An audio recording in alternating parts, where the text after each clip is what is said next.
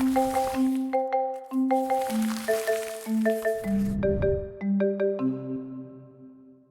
quick review on the book of Job before we dive into that passage. Job is a man who is rich, who has been blessed, who has a healthy family and a great marriage. He worships God, and God rewards him with peace, prosperity, and happiness. Until God doesn't in chapter 1, where Job loses everything in a matter of moments.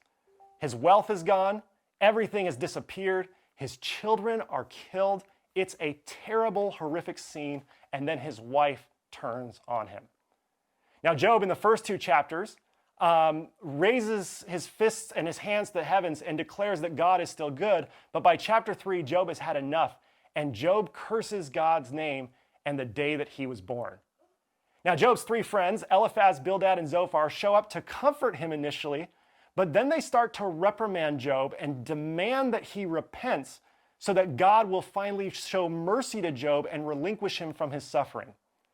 The whole reason we tell you this is because Job is ultimately a metaphor for innocent suffering. Job didn't do anything to deserve this suffering. He just lived, and suffering found him. And because of that, Eliphaz, Bildad, and Zophar are a metaphor for religion that's pointing the finger at Job and saying, Job, you're a sinner. You brought this on yourself. And when you read this poem closely, you realize that Job is the hero and religion is the villain in this poem, as embodied by Eliphaz, Bildad, and Zophar. And these 3 friends point the finger at Job and tell Job, Job is suffering because he sinned, and Job refuses to believe that, declares his innocence, and says, I didn't do anything to deserve this. So Job is a metaphor for innocent suffering. And if we think about all of the events that have happened in the past couple of weeks and in the past 400 years of American history, Job then, by proxy, is a metaphor for the experience of Black Americans. Job is innocent in all of this. And Eliphaz, Bildad, and Zophar are a metaphor for white America, pointing the finger at Black America and saying, you brought this upon yourself. You change and you won't suffer anymore. Now, if we take that seriously, what that means is that white America is the villain in this poem. And when the 3 friends point their fingers and say, you brought this upon themselves, Black America responds, we are innocent in the character of Job, and that's what this poem is about. Now, as I said earlier, Job is primarily a poem. The first 2 chapters and the last chapter are written in prose like a normal book, but the 39 chapters in between are written in verse like a poem. So we have broken up this poem into 4 different parts, and the last 3 weeks we have gone through this poem and done a sermon on each of these parts. In the first part of this poem, Job offers companionship instead of answers in our suffering. So Job doesn't tell us why we suffer. Instead, Job is the voice that says the same things we do when we encounter innocent suffering.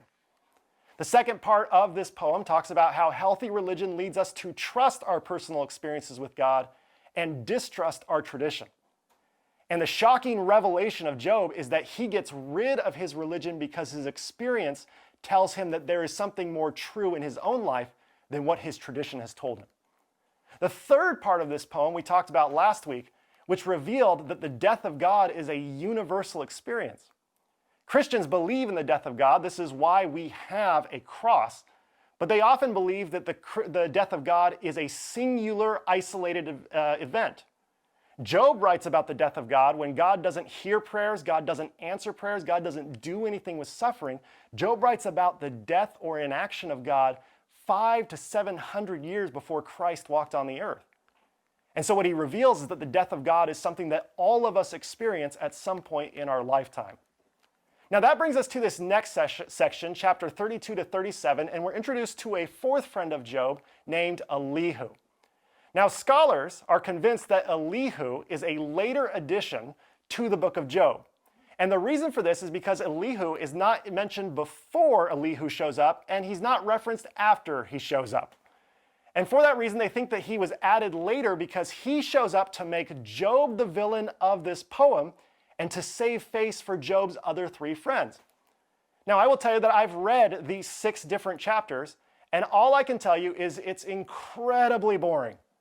Like one of the most boring passages of Scripture is Elihu trying to make Job the villain of this poem. So most scholars disregard this section of Scripture, and I will tell you it's actually a better book and a better poem without these 6 chapters. Which brings us to the last 4 chapters, when Job, after being convinced that God doesn't care about human suffering, when being convinced that God is dead, in that moment, God begins to speak to Job from a whirlwind. Job 38:1 talks about how the unnameable answered Job from within the whirlwind. And if you're like me, you read that line and you say, finally, we're getting some answers. God's going to tell us why bad things happen to good people. So this whirlwind shows up and begins to speak to Job. And this whirlwind first asks a question. Who is this whose ignorant words smear my design with darkness? Stand up now like a man. I will question you. Please instruct me. Where were you, Job, when I planned the earth? Tell me if you are so wise. Do you know who took its dimensions, measuring its length with a cord? What were its pillars built on? Who laid down its cornerstone while the morning stars burst out singing and the angels shouted for joy? Were you there when I stopped the waters as they issued gushing from the womb? When I wrapped the ocean in clouds and swaddled the sea in the shadows? When I closed it within its barriers and set its boundaries, saying, here you may come, but no farther. Here shall your proud waves break. Have you ever commanded morning or guided dawn to its place, to hold the corners of the sky and shake off the last few stars? All things are touched with color. The whole world is changed. Have you walked through the depths of the ocean or dived to the floor of the sea? Have you stood at the gates of doom or looked through the gates of death? Have you seen to the edge of the universe? Speak up, Job, if you have such knowledge. Where is the road to light? Where does darkness live? Perhaps you will guide them home or show them the way to your house. You know, since you have been there and are older than all creation. God apparently has all the jokes. God keeps speaking. Have you seen where the snow is stored or visited the storehouse of hail, which I kept for the day of terror, the final hours of the world? Where is the west wind released and the east wind sent down to earth? Who cuts a path for the thunderstorm and carves a road for the rain to water the desolate wasteland, the land where no man lives? To make the wilderness blossom and cover the desert with grass? Does the rain have a father? Who has begotten the dew? Out of whose belly is the ice born? Whose womb labors with the sleet? The water's surface stiffens. The lake grows hard as a rock. Can you tie the twins together or loosen the hunter's cords? Can you light the evening star or lead out the bear and her cubs? Do you know all the patterns of heaven and how they affect the earth? If you shout commands to the thunderclouds, will they rush off to do your bidding? If you clap for the bolts of lightning, will they come and say, here we are? Who gathers up the storm clouds, slits them and pours them out, turning dust to mud and soaking the cracked clay? Do you hunt game for the lioness and feed her ravenous cubs when they crouch in their den impatient or lie in ambush in the thicket? Who finds her prey at nightfall when her cubs are aching with hunger? I just read all of chapter 38. We still have 3 more chapters to go. And if you're like me, you pause at the end of chapter 38 and you say, wait a second, where are the answers? Apparently God answers Job from the whirlwind, but God doesn't give any answers. In fact, in chapter 38, if you count them up, God asks Job 28 questions. Then in chapter 39, God asks Job 14 questions. And you would assume that 42 questions is enough for God to make God's point. And the last 2 questions of those 42 questions are found with, has God's accuser resigned? Has my critic swallowed his tongue? Now it's here that Job responds to God and says, I am speechless. What can I answer? I put my hand to my mouth. I have said too much already. Now I will speak no more. So Job says to God, you've made your point, and God doesn't care. God just goes on with more questions. Do you dare to deny my judgment? Am I wrong because you are right? And in the rest of chapter 40, God asks 6 more questions. Then in chapter 41, God asks Job 16 questions. And when you add up all those questions, God answers Job with a total of 64 questions. And after being barraged with 64 questions by God, Job sums up the courage to speak again to God once more. And Job says, after all of these questions, I know you can do all things, and nothing you wish is impossible. I have spoken to the unspeakable and tried to grasp the infinite. I had heard of you with my ears, but now my eyes have seen you. Therefore I will be quiet, comforted that I am dust. Now at this point we assume the story is over, but the whirlwind is not done. The whirlwind then whirls on over to Job's three friends, Eliphaz, Bildad, and Zophar, and condemns their behavior. God says, my servant Job will pray for you, and for his sake I will overlook your sin. For you have not spoken the truth about me, as my servant Job has. And in that moment, the whirlwind disappears. And if you're like me, there's only two words that pop into your mind after reading all four of these chapters. What? What just happened here? That was a whirlwind of ideas and thoughts and questions. What just happened here? And does it help us at all? Because we came with questions before God. Why do the innocent suffer? And God only responds with questions. So with that in mind, I'd like for us to look closely at these four chapters and see what we can unequivocally deduce is happening here. In my opinion, there are three things that are impossible to argue with are logical conclusions from this poetry. The first logical conclusion is that God does not answer why the innocent suffer. There's no answers in those four chapters of poetry. And when you look closely at it, you start to think about why God doesn't answer this. Imagine if instead God answered this question and explained to Job why the innocent had to suffer. Well, at that point, what is God doing in the story? At that point, God is justifying why the innocent have to suffer. And I'm not sure that's a justifiable experience. Because while God does not answer why the innocent suffer, the more important point is that God does not justify innocent suffering. God does not turn to Job and say, you deserved all of this pain and heartache that you brought on yourself. No, God refuses to justify the innocent suffering, but instead does something else entirely. So the first point we need to remember is that God does not justify innocent suffering, and there's no point in trying to justify innocent suffering. And when we consider that Job is a metaphor for innocent suffering and therefore applies to Black Americans today, what it tells us is that Black Americans are not to blame for racism. And anytime we try to justify why Black Americans deserve the racism they endure over centuries, what we are doing is we are working against the solution that God puts into place by asking questions rather than justifying innocent suffering. Which brings us to the second point that is unequivocally deniable. God, after speaking to Job, condemns Eliphaz, Bildad, and Zophar. God is not so mysterious in the way that God approaches these three guys. God doesn't say, let me ask you a bunch of questions too. No, God comes in with swift judgment and tells them they need to repent immediately. Now, what do Zophar, Bildad, and Eliphaz represent? They represent religion pointing the finger at people who are innocent, who are suffering, and saying, you deserve this. And God condemns all of that behavior. In other words, God condemns any religion that blames.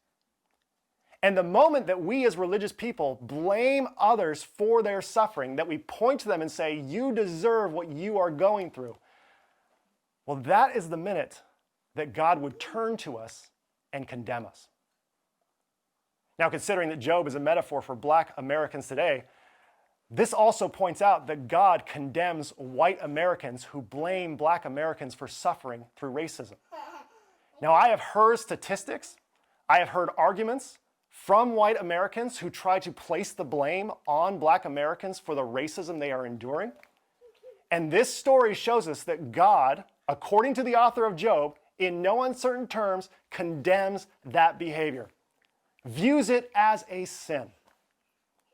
Which brings us to the third point of the God who speaks from a whirlwind. When you look at all of these questions and ask yourself the question, what is God trying to do here? These questions all have a theme at their core. And the theme at their core is they are questions that are simply unanswerable in Job's day and age. And because of those unanswerable questions, God asks Job to step into those unanswerable questions and realize that he is part of a much bigger mystery than his own perspective and viewpoint. In other words, God is inviting Job to see a bigger picture. And Job, upon seeing this bigger picture that God paints with questions, responds with these words, "I had heard of you, God, with my ears, but now my eyes have seen you." Job, in other words, understands God because of the suffering that Job has gone through. And he responds saying, "Therefore I will be quiet, comforted that I am dust." Job makes peace with his mortality. Now God is inviting Job to see a bigger picture, and when Job begins to see that bigger picture, how does Job respond? Well, I would argue that Job responds with reverence. Now, reverence is not acceptance. Reverence is not moving on from grief. Reverence is not an amnesia of sin and past sins that came before us. Reverence is deep respect for the sanctity of life. And there are these moments that we all encounter that remind us that there is something much bigger going on than just ourselves would believe. And when we encounter those moments, we are invited to see the bigger picture, and we can step into that bigger picture and change the way we think and feel about everything, or we can close our eyes and plug our ears and say, "No, I refuse to see things from a more infinite perspective." This happened to me 10 years ago when I was at a class at La Sierra University taught by the legendary Dr. Charles Teal. Now, for one of our class periods, he took us to different churches to help give us different perspectives, to help us see that we were part of a bigger Christian family than our small little denomination. One church he took us to on a Sunday was First African Methodist Episcopal in Los Angeles, California. And I remember walking into this church in 2010, and immediately upon walking in and sitting down, you have to pay attention to the mural that is behind the pulpit. Now, this mural was painted about 35 years ago, and I remember sitting there 10 years ago as a white man for the first time in a black church and looking up at this mural and thinking to myself, why can't they just leave the slavery thing behind? Now, I'm not proud to admit that this thought came through my mind. I'm not proud to admit that this story happened. But the fact is, I was indifferent toward Black history 10 years ago. And not only that, but I was threatened whenever somebody would bring it up as innocuously as painting a picture. Now, what's truly stunning about this is 10 years ago, about 2 months after I went and visited this church with my class, I was given a tremendous responsibility to be a youth pastor. But what no one knew about me, and what I would argue I didn't even know about myself, is that I had done everything I could to avoid Black history. And I was able to do that because of the privilege given to me by this country because of the color of my skin. I participated in a racist system by not being willing to look at the racist system. So 10 years ago, I sat in a Black church for the first time and asked the question, why can't they just leave the slavery thing behind? But what was really happening here? This mural, in all of its glory, was inviting me to see a bigger picture of America that I did not want to see. A much better question to ask back then would have been to say, who is in this mural? And why are they so important that it feels that they need to paint them on the wall of their church? And you can go on the internet and find this mural, and they will explain who the people are in this mural and why it's important for them to be depicted in the church. In the top left of this mural is African prosperity and civilization, as demonstrated by the pyramids as well as the columns of Imhotep. There's policies of democracy and civilization that are very proud, that dig way back into the ancestral roots of the people of the church. Of course, this is juxtaposed against 400 years of slavery and discrimination, as depicted here in the bottom left of the mural. And in the top right of the mural, there is the picture of the first African Methodist Episcopal founder, a man named Richard Allen, who here is chopping wood because after he was done putting in his slavery hours, he was able to find a job and earn his own freedom by working overtime and pay for his brother's freedom and his own. This was not a luxury afforded to many slaves, but Richard Allen was able to do it. He became a minister, and he founded the first African Methodist Episcopal Church, and his wife, depicted here in the top right, became the first missionary of the church so long ago. Now here in the bottom right is a woman named Biddy Mason. And Biddy Mason was born into slavery in Mississippi, and her slave owner's name was a man named Robert Smith. Now, a few years after she was born, Robert Smith converted to Mormonism, and there was hopes throughout the slaves that this religion would open his eyes and convict him to free all of his slaves. But racism was very strong within Robert Smith, and Robert Smith refused to free his slaves. However, with the westward expansion of the Mormon Church, Robert Smith decided he was going to move all of his property, including his slaves, which he owned, which is a terrible thought to think about. He was going to move them from Mississippi to California, but there was no train, there was no jet, and so instead Robert Smith said, we're all going to walk there. Well, the slaves are going to walk there, and we're going to ride in a carriage. And so Biddy Mason walked all the way from Mississippi to San Bernardino, California, where Robert Smith settled in the mid-19th century. Now, while in San Bernardino, California, Biddy Mason figured out that she could sue Robert Smith for her own freedom, and she sued him in a Los Angeles court in 1856 and won her own freedom. And she got a job, and she bought a house, and after buying a house, she started inviting people over to her living room on Sunday mornings, and First African Methodist Episcopal Church that I was sitting in that day began in the mid-19th century in Biddy Mason's living room.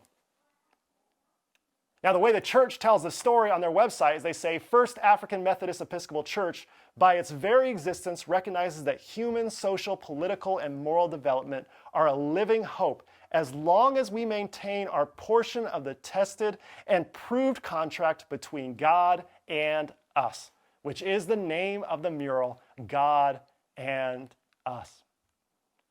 And depicted on the bottom of the mural are the pews that are in the church that are there in First African Methodist Episcopal Church. And it's almost this invitation, in the same vein of God's voice from the whirlwind, inviting people to see that they are part of a bigger picture. And this mural asks the question for every person sitting there, can you see how you are part of this? Because all of this is sacred. All of this is our story. And we include all of it as we talk about what this church is. You do not sit in that pew by yourself. You sit with all of these people. And 10 years ago, I refused to see that invitation. Instead, I closed my eyes and plugged my ears and insisted that I had the right narrative in my head. What this mural was challenging to me to think about that day was three very simple words. Life is sacred. Now, I have two kids, Maya and Bodhi, age 3 and 6. I love these kids to death. And it's been a bit of a challenge raising kids in the middle of a pandemic, as most parents will tell you, right?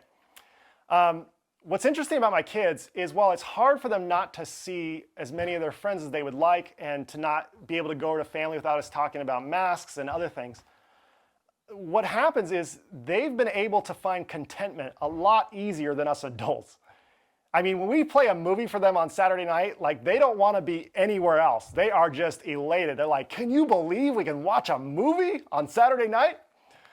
They're just thrilled to do that. And I think what we love about kids and why we're inspired by kids is because they remind us of this 3-word charge, which is life is sacred.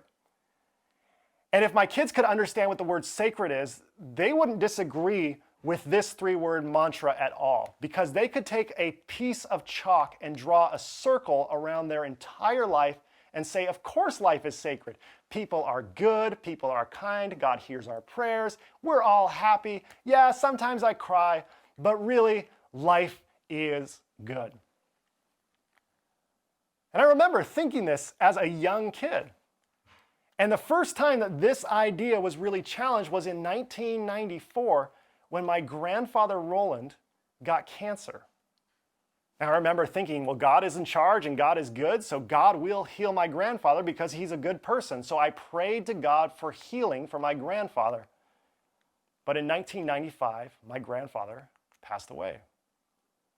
And as a 5th grader, all of a sudden, for the first time in my life, this central notion, life is sacred, was challenged. And instead of saying life is sacred, I just changed the order of the words and I asked the question, is life sacred? And if the answer was yes, then I had to include all of life, including cancer and death. That's really hard for a 5th grader to do. It's really hard for adults to do, to see how death is part of life and how it actually provides the sanctity of life that we come to.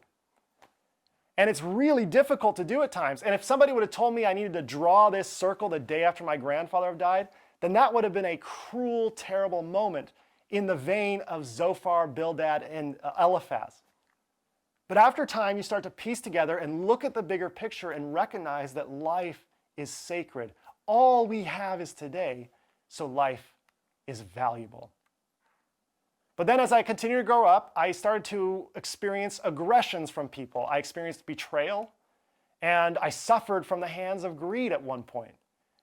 And because of other people's betrayal and because of other people's greed, all of a sudden this whole question became, is life actually sacred?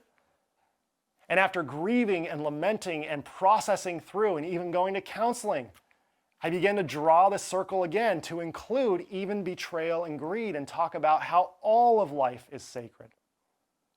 But as the years go by, I encountered more suffering and more hatred, and it made me question once again, is life sacred? And if you look at the bigger picture and you try to include all of it, it's a very difficult task, and it's done with tears in our eyes, and it's done with uncertainty, but we begin to draw a circle around all of it, and we say, no, even including these things, life is sacred. And as we become more educated and we read about perspectives that are not our own, all of a sudden you're confronted with 4 centuries of racism, and it's a very daunting challenge to the idea of whether or not life is sacred. Now, it's here that some may say, okay, well, we got to include that too, but I'm not going to do that as a white person, because it would be entirely inappropriate for me to draw a circle and include this when I've never felt the weight of oppression and racism on my back. So this is not for me to decide whether or not life is sacred if we include this. This is for people of color, and specifically Black Americans, to decide for themselves. And so when I can't draw this circle around and include this for myself, what we can do is we can go back to the whirlwind and we can ask the question, in the midst of this pandemic, in the midst of this police brutality, in the midst of all of this unresolved racism that we are still struggling with, we can raise our fists to the heavens and say, God, where are you? And ask the question, what if God spoke to us today from a whirlwind? What would God say to us? And so I'd like to close with a reimagining of Job 38 to 42. Because this is what I believe God would say to us. As we are struggling with anxiety, as we are struggling with racism, as we are struggling with police brutality, as we are struggling with all of this, this is what I believe God would say to us from a whirlwind. The whirlwind would speak to us and dare to ask us a question to give us an answer. Who is this mortal whose finite words dare to challenge the infinite perspective? Where were you when Africans were crammed into slave ships and sailed across the Atlantic? What does it feel like to be sold and traded as property? Tell me if you are so wise. Do you know what it's like to work all day in the sun with no promise of compensation? What was it that kept these human beings going, even when they could only see slavery? Were you there when Frederick taught himself how to write?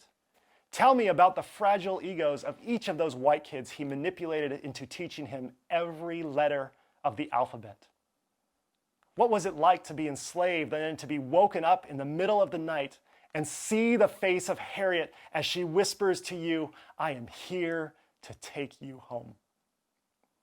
If you saw her face in that moment, would you deny that literal salvation exists? Tell me, if you dare, how many tears Solomon cried when, after 12 years of slavery, he reunited with his family. Surely, if you were there with that family in that room, you would have removed your shoes in reverence for the injustice of it all and also the holiness of that reunion.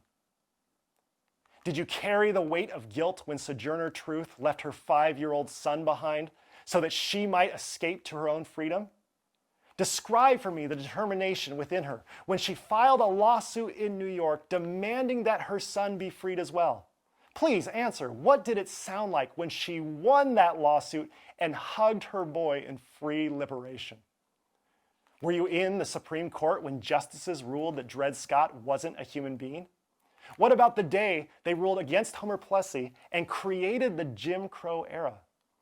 How sore were Biddy's feet after walking from Mississippi to California? How calloused was her heart after religion refused to see her as a free human being? How grand was her smile when she won her freedom, even though her freedom should have belonged to her all along? How loudly did she sing during the church services in her living room? Surely you know.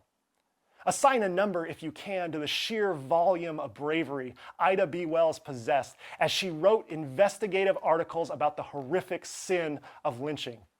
And when white supremacists set her printing press on fire in retaliation, what was it inside of her that motivated her to eschew silence and speak even louder? How deep was heaven's anger when America sent 14-year-old George Stinney to the electric chair for a murder he did not commit? Did you grieve with Mamie Till when she heard that Emmett was murdered? What shape did her sadness take when his white murderers were acquitted by a white judge and an all-white jury?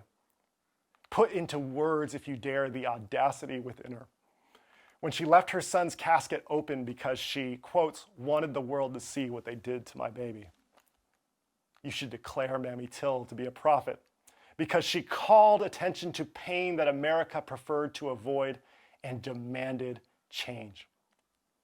Why did Rosa Parks refuse to stand up on a bus? You should ask her because she knows. She told the world, "I thought of Emmett Till, and when the bus driver ordered me to the back, I couldn't move." What did she mutter in her cell that evening?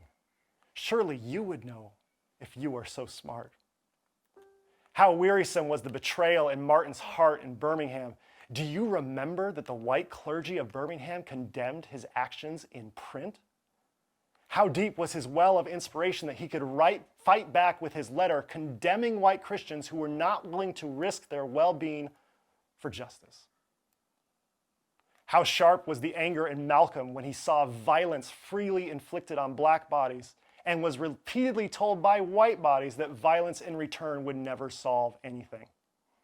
If you are so smart in all of your finite wisdom, then rationally explain to me what thousands of black Americans felt on the Edmund Pettus Bridge in Selma. They crossed the bridge with one simple demand: we deserve the right to vote. And on the other side, white police officers unleashed billy clubs, horses, and tear gas. Where did their courage come from? As they rallied with tenacity to march across that same bridge 13 days later and all the way to Montgomery for equality. Speak up if you have witnessed such resiliency with your own eyes. Would you dare to speak if you saw this? Wouldn't you bow your head in reverence? What precisely was it inside James that determined writing with unflinching honesty was better than selling more books? Describe for me in perfect detail, if you can, the mirror that Angela peered into as she prepared for her day in court. Did you see the corners of her smile as she delighted in the bounce of her curls? How gritty was the chutzpah of Shirley Chisholm?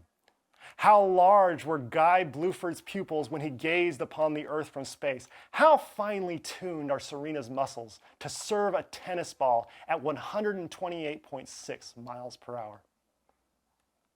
What did Barack feel the first time he was alone in the Oval Office? Surely you would know, because you were there. Did you think that I forgot about Trayvon? Or that I don't long for justice for Michael? Did you go running with Ahmaud every day? Did you know Brianna's favorite movie? Do you think that I would care about the murder of George Floyd only if I had video evidence? Are you weary from the history of this country? What is it exactly that inspires all of these protesters to think that things can be different? Do you believe that things can be different? And after this barrage of questions, the whirlwind turns to white America, including me, and says some pretty serious, harsh words of judgment. How dare you demand that Black America needs to leave slavery behind? How dare you question the validity of racially motivated police brutality and never take the time to learn the story of Selma? How dare you insist on the narrative of the American empire and ignore the history of those whom you have oppressed?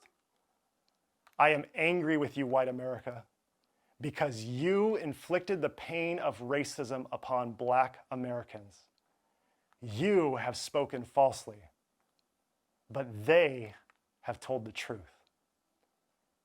Repent. Listen. Change. And with those words reverberating in our ears, the whirlwind disappears. And in the silence of the aftermath of the chaos that unfolded, there is this moment where you are asked, how will I respond?